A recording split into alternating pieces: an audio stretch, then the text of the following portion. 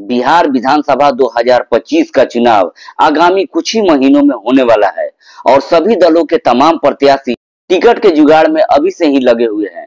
तो आइए आज हम जानते हैं सिवान जिले के बड़हरिया विधानसभा सीट का क्या है हाल। कौन है वो महागठबंधन के टॉप 5 उम्मीदवार जो इस रेस में बने हुए हैं।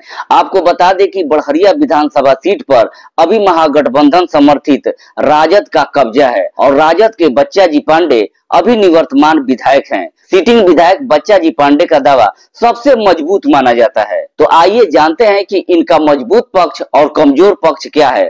तो सबसे मजबूत पक्ष ये है, स्वर्ण बिरादरी से आते हैं और साथ में ही MY समीकरण पर उनका पूरा भरोसा है। इस तरीके से उनका दावा काफी मजबूत माना जाता है। लेकिन आइए जानते हैं उनका कमजोर पक्ष आखिर है क्या। सबसे कमजोर पक्ष ये है, एक बाहरी उम्मीदवार का टैग लगा हुआ है। बच्चा जी पांडे जिस प्रकार के बड़हरिया में विकास के वादे किए थे वो विकास करने में वो कहीं ना कहीं विफल साबित हुए हैं, जिसका खामियाजा उन्हें भुगतना पड़ सकता है। हालांकि इसके बावजूद सिवान के वरिष्ठ नेताओं के साथ उनका तालमेल बहुत ही बढ़िया है। इससे माना जा सकता है कि राजद उन्हें दोबारा मौका दे सकती है। आइए अब दूसरे उम्मीदवार के बारे में चर्चा करते हैं। तो दूसरे नंबर पर आते हैं डॉक्टर अशरफ अली। पिछला चुनाव लड़ चुके हैं और उन्हें हार का सामना भी करना पड़ा है। उसके तुरंत बाद डॉक्टर अशरफ अली अपनी पत्नी डॉक्टर साइका नाज को राजद में शामिल करवाकर उसके बाद से वो बड़हरिया विधानसभा क्षेत्र में लगातार कई प्रकार की योजना बनाकर जनता के बीच में हमेशा से मौजूद रहे हैं। चाहे वो खेल का क्षेत्र हो या सामाजिक कार्य हो, सब में वो बढ़ चढ़ का हिस्सा लिए हैं और साथ ही साथ राजद की जो भी योजनाएं निकली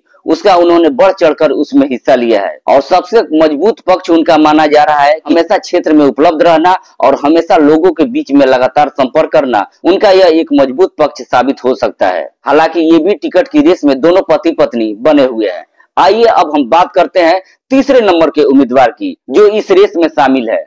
और तीसरे उम्मीदवार है अनवारुल हक दरबार, जो कि मशहूर दरबार परिवार से ताल्लुक रखते हैं। लगभग 1 साल से बड़हरिया विधानसभा क्षेत्र में काफी अपनी सक्रिय भूमिका दिखाते हुए नजर आ रहे हैं। चाहे वो खेल का क्षेत्र हो, हर जगह अपनी उपलब्धता को वो साबित करते हुए दिख रहे हैं। और उनका सबसे मजबूत पक्ष ये है, सिवान के वरिष्ठ नेताओं के साथ उनका अच्छा तालमेल होना।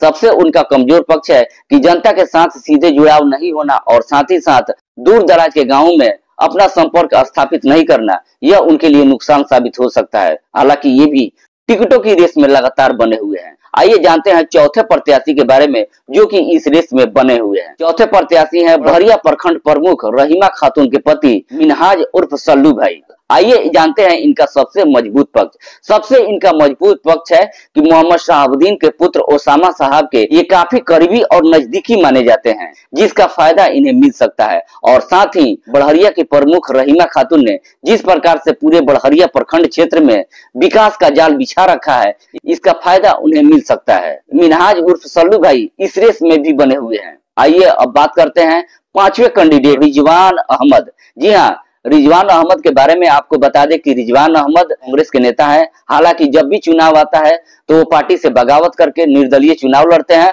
और लड़ने के बाद उन्हें सफलता नहीं मिलती है जिस प्रकार की वो सफलता की वो आशा रखते हैं। लेकिन फिलहाल वो कांग्रेस में बने हुए हैं। सीट बंटवारे में यह सीट यदि कांग्रेस के खाते में चली जाती है, रिजवान अहमद को इस सीट से विधानसभा चुनाव का अपना प्रत्याशी बना सकती है। तो ये टॉप 5 कैंडिडेट रहे। आप सबों की क्या राय है, कमेंट बॉक्स में कमेंट करके जरूर बताइएगा कि इन टॉप 5 में से आपके पसंदीदा प्रत्याशी कौन है। यदि आपके मन में इससे इतर भी कोई चल रहा हो तो वो भी कमेंट करके जरूर बताइएगा। फिर हाजिर होंगे एक नई विधानसभा के विश्लेषण के साथ ही। तब तक के लिए जय हिंद, जय बिहार।